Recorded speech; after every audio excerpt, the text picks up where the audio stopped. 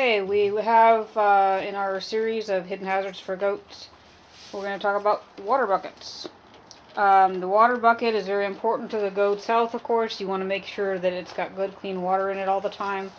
Otherwise, they could dehydrate. Goats drink a lot of water.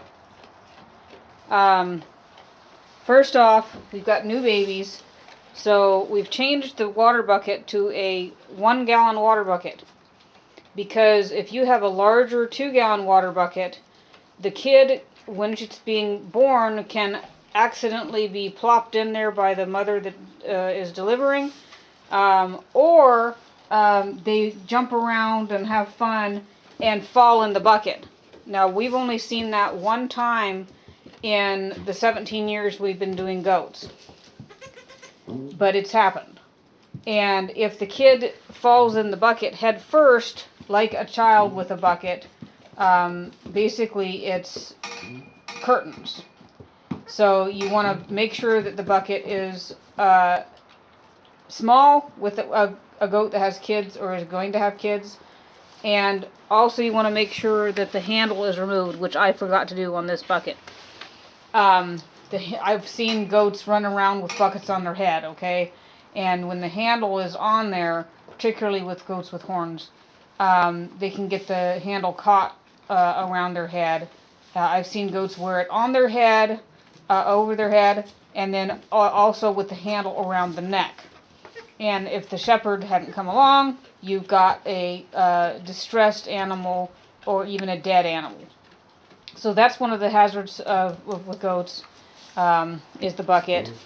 Another one is Aria and Violet don't have a lot of graze space where they're at right now, but grass that's wet with dew. You want to avoid bloat.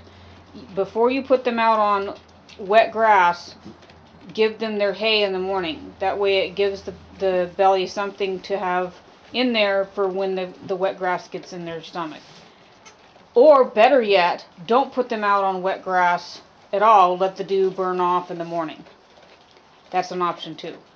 But the grass basically gets in there and causes bloat. It kind of clogs together like your lawnmower.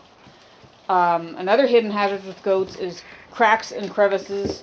We talked a little bit about that on a different video, but this I just saw.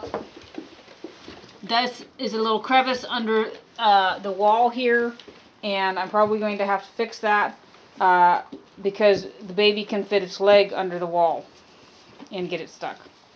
So you want to look for anything with a small hole where it's going to get its little leg stuck. Also, they can get their head stuck in the feeder if you have the feeder the wrong distance apart. Latches and locks are a hazard with goats because they know how to pick them. Carabiners are extremely useful. In his case, Leonardo, had to have a bar across there because he was butting the gate outward, and 2 latches installed. And let me just show you one of the safest latches for them for gates is this kind, because it's got a lock here, but sometimes they can figure out how to work them anyway. Hook and eye is inappropriate for goats. And these are only appropriate when you've got a carabiner in it. And make sure you latch the gate behind you and carabiner it, because they will figure it out. See, every lock has a carabiner.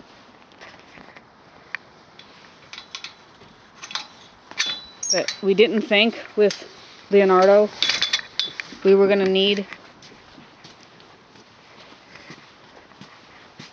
a latch with a carabiner that was this high. This is almost 5 feet off the ground. And we've had him a little while, and he just now started unlocking it. So carabiner went in. He can't escape by that. It just would send him into the female's pen. Toys. Hidden hazards with goats are toys. This is a fun toy for the goats. One thing that I've thought about, though, is how close to put the tires together so they can't slip a foot down in there and get it stuck. One thing I was worried about, and still am a little worried about, but there wasn't a lot I could do about it, is this. A kid could get its head stuck in there. Lots and lots of people will give their goats a spool, and we had a spool for our goats. But the spools, you have to look at the top because they have a hole in the center, and then they usually have some smaller holes around the top.